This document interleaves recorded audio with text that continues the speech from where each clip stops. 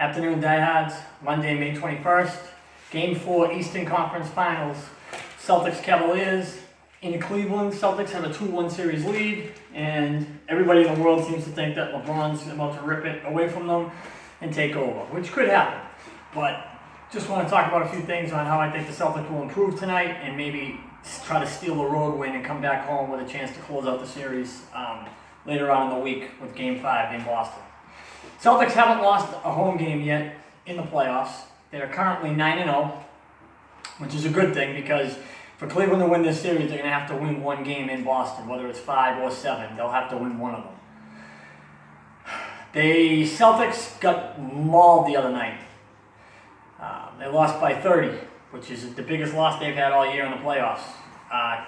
Guys like Tristan Thompson, Kyle Korver, Jordan Clarkson, Larry Nance Jr. all stepped up. They had 6 guys in double figures, which is the key to their success as well as the key to the Celtics' success. Celtics' leading scorer was Jason Tatum with 18. Like we talked about, Greg Monroe got some nice minutes, tripped in with 9, but the effort's going to have to be better. But the key to this whole series in the game is Al Horford. 30% of the Celtics' possessions have gone through Horford in the playoffs. He is their guy. Whether he's setting a screen, coming out on the block to set a screen so somebody can free up and get open, or he's coming out on the three-point line to take a shot.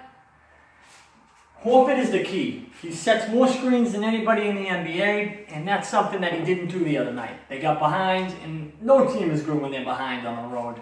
I don't care who you are, even if you're the Warriors. You don't win on the road when you get behind. Any team that will tell you about NBA basketball, especially right now, front-running teams are obviously better when they're at home than when they're on the road. And tonight, Horford needs to figure out a way to free up space. Now, if Kyrie Irving was playing, he wouldn't have that problem because Irving separates guys and makes the opposition's defense play off space. They got to figure out another way. I suspect you're going to see a lot of Jaylen Brown trying to come out and free up Horford off screens and picks. And you might even see the kid Tatum get his nose dirty in there as well. I think you're going to see Baines get some minutes tonight because he's that type of guy. He's a 6 foul type guy. Maybe give you 6 rebounds, 9 points if you're on a good night. But for the most part, Baines is a banger, and they need to use his body in order to get guys open and free them up. Horford only took 4 shots the other night, which is crazy. He has to shoot more, and he knows that, and Stevens knows that. The Celtics are going to make adjustments. The secondary scoring is obviously the key to this series. I'm not going to go away from that. But saying that, if the Celtics guys can score and play the way they're capable, Marcus Smart doing the dirty things on defense, getting the ball, steals, etc., everybody's aggressiveness has to be better tonight. And I think it's going to be. I'm not saying the Celtics are going to win. They're on the road. They're probably not going to win. But I think they make it close, and they play these guys and put up a nice fight. And anything can happen when you get in the fourth quarter and you're in the game, with 5 or 2 minutes left. Horford's the key. Watch for that tonight if you're watching the game. Watch how Cleveland attacks him. They smothered him the other night.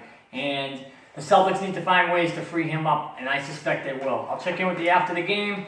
Game 4, Eastern Conference Finals, 8:30 tonight in Cleveland.